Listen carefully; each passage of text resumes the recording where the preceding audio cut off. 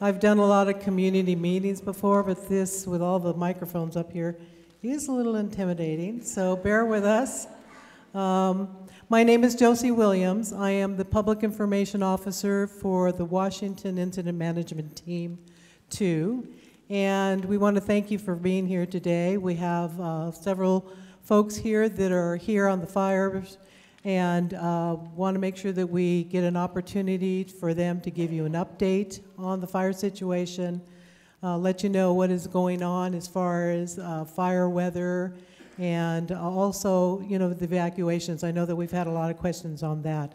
Before we get started, I just wanted to say also that if we could hold off on all the questions, we want to get through all those folks that we have speaking, making sure that we update you. And then we have lots of folks that have been out in the field. You see all the maps around the room here. It certainly is going to be easier for you, and we have people here that are ready to answer your questions at these different locations. So let me start off by introducing our incident commander, Bruce Holloway. And if we could get you to kind of stay here for the news media a little bit, Bruce. I know it's going to be tougher with Rex, but... Welcome, everybody. On behalf of our Unified Command here, we're Incident Team 2, but we're also in Unified Command with ODF, Oregon Department of Forestry, and the Washington Fire Marshal Team. And I want to welcome you to the meeting. We've got a good crew here that's going to give you an update on what's going on with your incident. I think you'll be pleased with what you're going to hear tonight. So thanks for being here. Good evening. I'm Rex Reed. I'm Deputy IC with Washington Interagency Team Number 2. One thing I wanted to just kind of describe, answer some questions. Why is the Washington team down here in Oregon? Well, to answer that question is, we're fortunate here in the Northwest that we share resources back and forth. Oregon teams go up to Washington. Washington teams come down to Oregon. At the time of the need for an incident management team, all the Oregon teams were busy and committed, so they went to Washington. We're just across the river, and we commonly do that in the Northwest. We're pretty fortunate to have great working relationships amongst all the agencies, both federal, state, and to support the private landowners up here. So what I'm going to try to do for you is kind of give you a thumbnail sketch of where we are right now. As you know, the fire started on the 13th, a very aggressive initial attack. It was an interagency effort, went on to what we refer to as a Type 3 organization. Late in the day, Saturday into Sunday, the agencies recognized a need for a higher level. We're a Type 2 incident management team.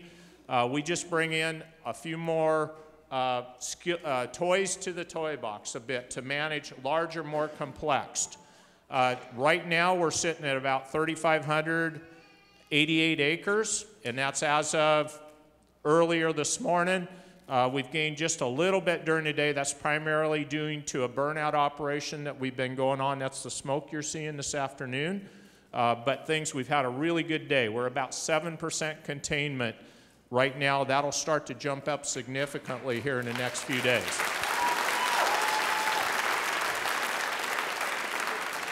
So I'm going to kind of walk you around the fire a little bit, and I know this is a big audience, and again, to emphasize what Josie said, we will stay here at these different maps around the room, all of us from the Incident Management Organization, until every question is answered.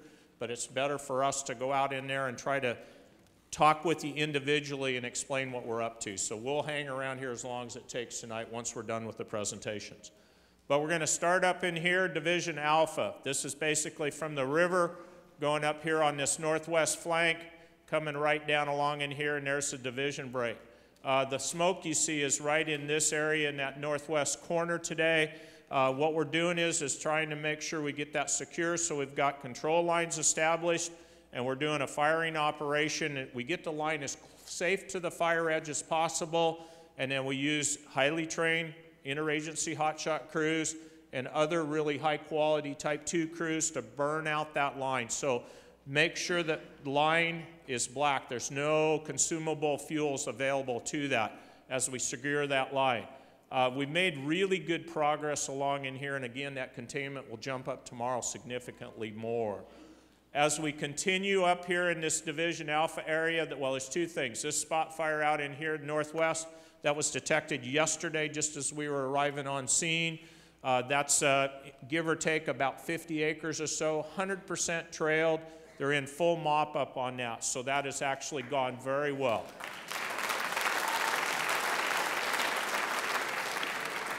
So we're utilizing a combination of hand line, existing roads, and a lot of mechanized dozer lines as we work containment all the way through Division A, up here above the road, coming back down to the division break. Okay, from this point, this is Division Delta. And you notice that these aren't in orders because we give chances if we have to insert a division, we try to break it up and leave a few gaps in between there, just as far as identification on our map. Divisions are geographic areas for us so that our firefighters clearly know who they're working for. They got a clear assignment. As we go through here to Division D, this basically progresses all the way down to the river.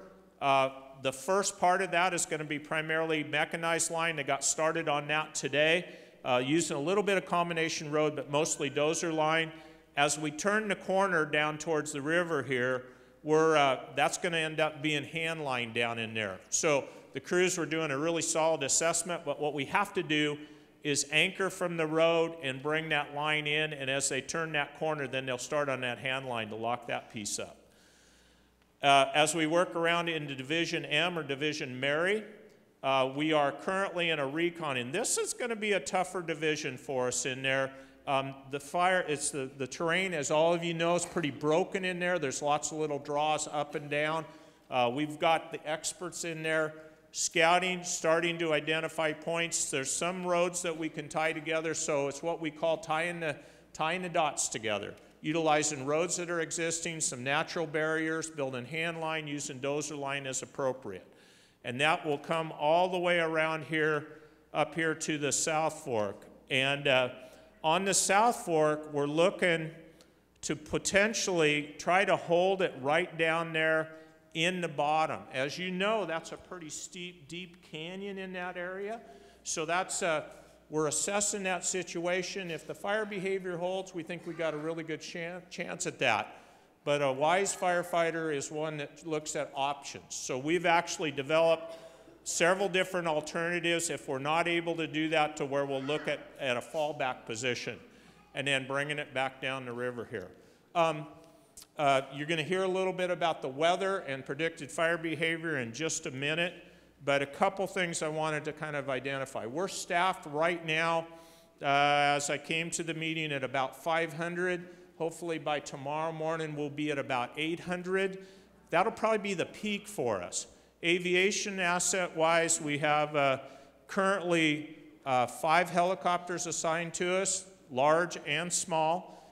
We used air tankers yesterday, some Oregon Department of Forestry air tankers, as well as some CL-215s. Those are scooper aircraft. So those are a real handy tool that are available. So we've really got a lot of assets available to us. So the agencies have been excellent to work with. This is a truly interagency effort. And that's pretty much what you see throughout the Northwest, in Oregon and Washington both, from that standpoint. Okay, with that, I think what I want to do is hand it off to Scott with the Oregon Fire Marshal team and kind of describe a little bit what's going on from a structural protection standpoint. Before he hands it off to Scott, I just wanted to include some of the other players that we have here. This really does take a large group of people that come together, working together, a lot of different agencies, and I do want to recognize those here tonight before we move on with that. So we have Lisa Northrup with the Mount Hood National Forest. Steve Wilson, and we have Russ Lane with ODF. And then we have Kent Mortensen with BLM. Do we have that person here? BLM is representative here? Okay, thank you. And obviously the fire chief for Estacada, which is Bob Morsey.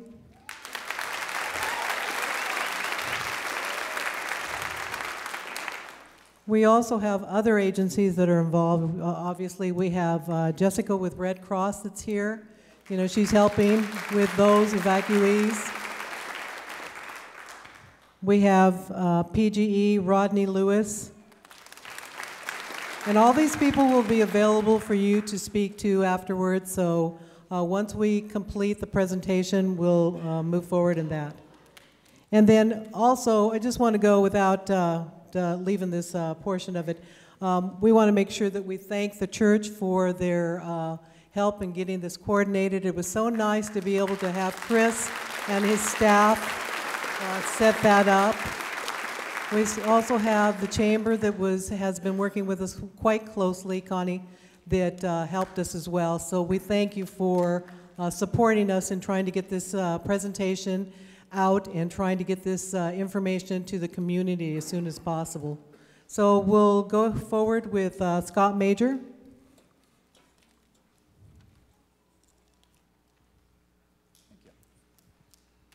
Good evening.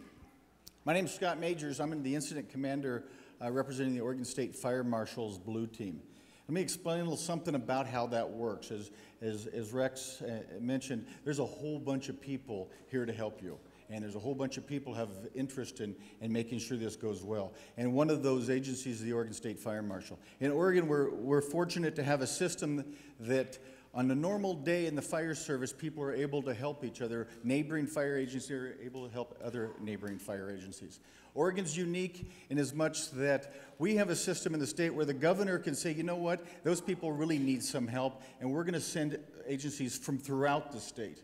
So right now, representing the state of Oregon to Washington County, Clackamas County, Marion County, Yamhill County have been here to support what has been done. And I want to repeat that, to support what has been done. The success of this fire and the success of what has happened so far lies on the people that got here and started working long before I got here. And I work for Chief Morrissey of the Estacada Fire Department. I come in to help him. And I got to tell you something. There's no structures that were lost in this fire. Right now, 0 structures.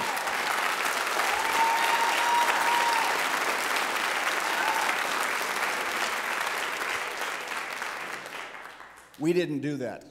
Your Estacada Fire Department did that, okay?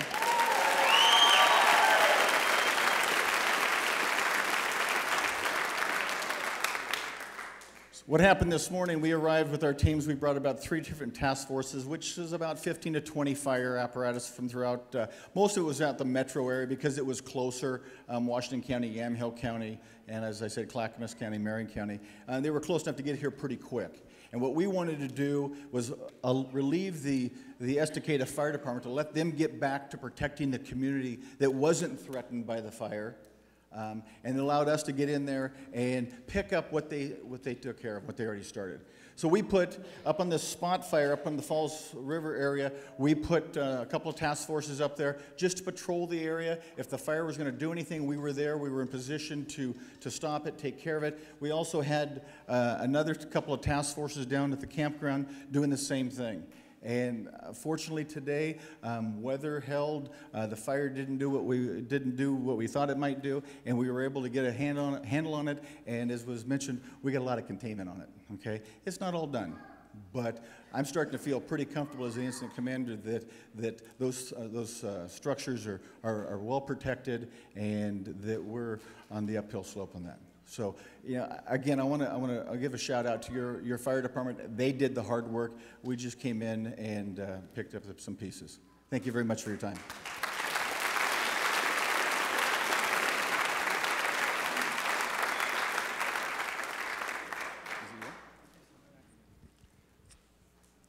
Hey, good evening. I'm Don Strand. I'm a fire behavior analyst. I'm with the incident management team. And real quick, my role in working with the team and on fires most of the time is to take a look at the fuels, the stuff that burns out there, the weather, which I get from the National Weather Service, or like right now what's going on, I do have an incident meteorologist that actually showed up on the fire who's in camp getting spun up on the weather for tomorrow's shift, next couple of days. So he's getting dialed in with what's going on. And also the topography. And when you look at the country out there where we're at, we have a very complex topography. We're very incised canyons. The Clackamas River drainage itself, very crooked. And so all those interact together. And so when you look at that job, a lot of what I do is based on current and expected weather. And so I put that together to advise the firefighters, as well as the folks supporting the fire, what will happen. What's the fire going to do? Where is it going to burn today? And it's a challenge. And been doing this for a few years, but anyway, so what I want to do is kind of give you an update on what the weather is expected to be the next few days. And looking at tomorrow specifically, we're looking at temperatures and relative humidity, how much moisture is in the atmosphere, and winds, similar to what we saw today. We're going to have some partly cloudy skies, okay? But what's going on is we have a low pressure trough kind of kicking around, and what that's going to do is bring in some marine layer of air in Thursday into Friday. And so what that does is that raises the relative humidity, okay? And then that also lowers the temperatures. And the wind should be somewhat light, 5 to 10 miles an hour maximum. And that's going to cause the fuels to become more damp, less available to burn. Great opportunity for the operations folks on the line to get a better handle on this fire. Okay, so that's kind of what's going to happen the next couple of days. Friday, we should still have some moisture lingering around. There's a chance of wetting rain. Wetting rain in this area is a quarter of an inch. It's not expected to get a wetting rain, but it is expected the next few days starting Thursday, Friday, that time frame. We're looking at maybe 10 hundredths to 20 hundredths worth of moisture that could be falling on the fire. So that's going to have an effect on the fuels. Okay, looking at the change coming up though, you know, I've heard folks talking about, are we going to have some east winds? There is an onshore flow that will be developing late Friday into Saturday, and then we go in Saturday night into Sunday. And this is not forecasted to be a 40-mile-an-hour east wind event. When I say offshore, that means east winds generally. What they're looking at is we're going to see our temps rebound back into the mid-80s on the fire. Relative humidities drop, fairly dry in the mid-20s or low 20s. And then we're looking at the east winds or easterly winds, bringing that dry air from the eastern Oregon and eastern Washington. They're going to be 10 to 15 miles an hour, generally at the most, and the strongest period should be Saturday afternoon, Saturday night, and then it should slacken off a bit. Beyond that, and you know how forecasts are, the longer you go out, the more unpredictable they are. Also this time of year, when you have a change in patterns from a summer pattern into a fall pattern, it does get hard to predict. So as time goes on, that'll get dialed in better. As we get closer to Friday, Saturday, we'll have a much better idea. So, fire behavior-wise, looking at that, based on what we're seeing the next few days, tomorrow's activity, fire behavior-wise, we've been seeing a little bit of movement on the east end, north of the Clackamas River, where the fire kind of flanks along the road or mid-slope, and then does make short runs upslope. Yesterday, it moved about 3/4 of a mile. Today, it has hardly moved that much. It moved maybe several hundred yards at the most. And it does make little runs upslope now and then, but it's not making it all the way to the top always, but that potential still does exist. And that's on the east end there in Division D. What I expect on the flat, on the Division Delta, also all the way through Alpha. I flew this fire this afternoon about 3 o'clock. It looks really, really good. And from a fire behavior standpoint, the fire has been on the surface on that flat for the most part, and it's just in places creeping. It's not moving very fast. And it's a great opportunity for the operation folks to take care of it. Likewise, down on this side, it was fairly inactive other than a little bit of black line, is what I like to call it, where that was being treated. When you get down to Division Romeo and Mike, that, you know, obviously we don't have people that are in there scouting, looking at some opportunities. There was some movement back in the back part up here in the more inaccessible areas, and but not great movement, not like we saw yesterday. And other places it's just kind of smoldering where it has wetter fuels. It all depends on if you have fuels upslope from it or the fuels available are downslope from it. And a lot of places the fire is kind of mid-slope and backing down slope so it doesn't burn real active. In places where it does have room, it does make upslope runs and you can see the smoke plumes. So that's what I expect. Now, when you look into Friday, Thursday, Friday, with the increased moisture in the atmosphere, cooler temperature, we're going to see the fire behavior moderate even more. Okay, and those couple of days are really going to have an effect on it. There will be a lingering effect with the small fuels into part of Saturday, but as that drier air comes over us, those fine fuels, the dead grasses, dead needles, become available to burn. It only takes a few hours for those to dry out, so they'll be available. But the larger fuels, the size of my finger and larger, a little bit larger, those will absorb some of that moisture, and it'll take them a while to adjust, but the wind will dry it out, and some of that stuff will be available to burn. And as we get close to that, I'll have a better forecast for the folks on the line to give them a heads up on anticipated fire behavior for that period. So, anyway, that's all I have for now, and I'll be around for any questions. And I'm going to hand the torch off to Mike Broughton. He's a meteorologist who specials with air quality, and so I'll turn it over to Mike.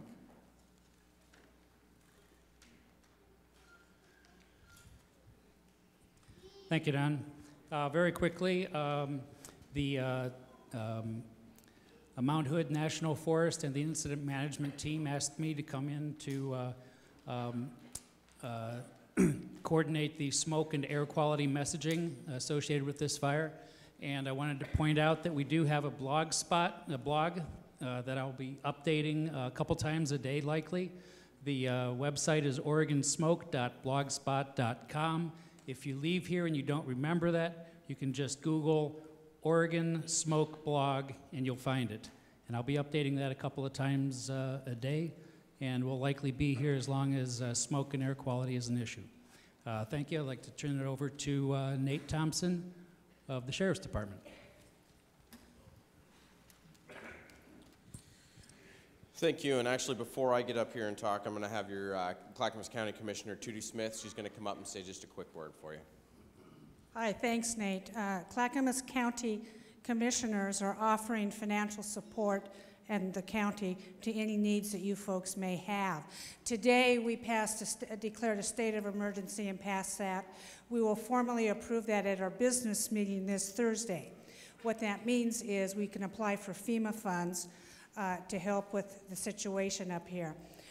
Whatever you need, I think we've already furnished some money for hay for your animals, or any type of food, medical care, evacuation services that you need, we will be there to help you. So this is very near and dear to my heart, because as the crow flies, my farm is just 9 miles away. So I really do feel your angst, and I feel your anxiety about the situation.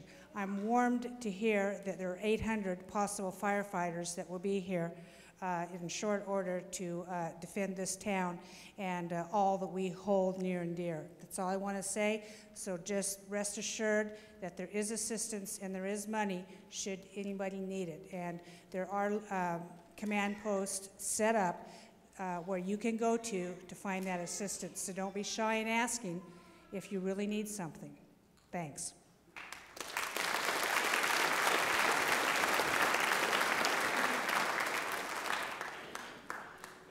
So I was asked to come in today because the Sheriff's Office is handling the part of the evacuations. And when I say that we're handling the evacuations, we're handling the notification of people being evacuated.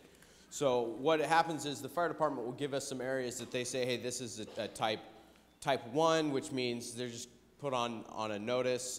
Type 2 means it's a little bit more heightened notice that, hey, and I'm sure there's people in here that are on a type 2 notice that get told, get ready to go. Type 3 is we want you out of there.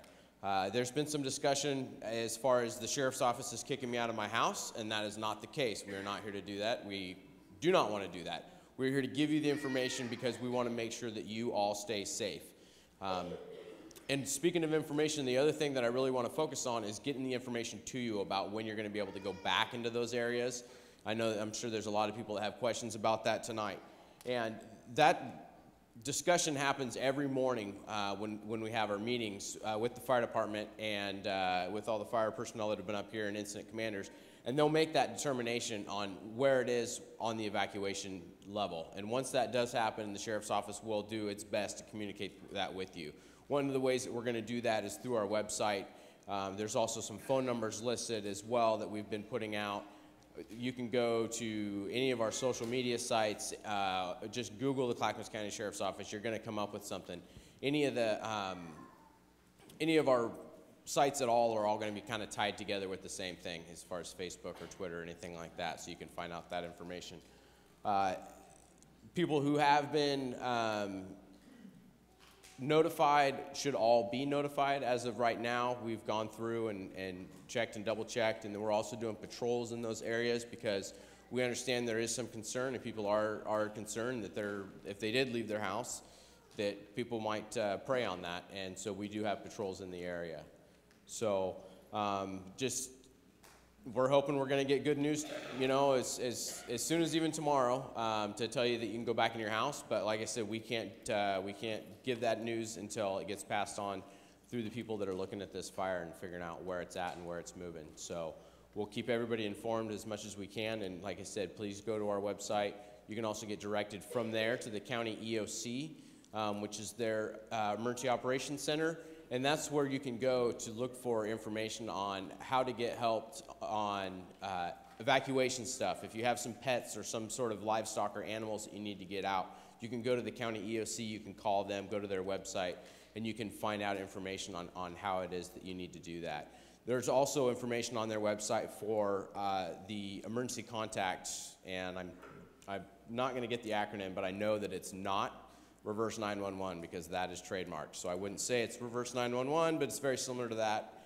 And if you get on the EOC's website, you can figure out how to get your phone number listed on that. So with that, I'm going to turn it back over, and I think we're going to start breaking into small groups. Again, I just want to thank Clackamas County and the Sheriff's Office for all their help. Again, it takes a lot of people to come together on a situation like this. And before we break up, I just want to say that I had the privilege to work for a fire department for almost 26 years as their public information officer, public educator, and for this team for the last 13 years. And one of the things that we always try to do whenever we have these types of meetings is look for that teachable moment. Both Bruce and Rex have taught me that over the years, and the teachable moment for us here is for you as citizens to look in your community, around your homes, what you can do to build that defensible space, how you can reduce those fuels around your home. So, if not this time, this time of the season as we start to move forward and end, but next year look at those opportunities because we're going to have fires again. And it really can help you as a citizen help save your home by making sure that you clean your homes up and the brush and the leaves and make sure that you make that path, those roads, available for the fire department so they can get in there and help you with your home if you do have a fire again. So thank you. We'll break up into the groups. We have the maps around here. So if we can just do that, thank you so much for attending. And we have folks all around here that can answer questions. Thank you.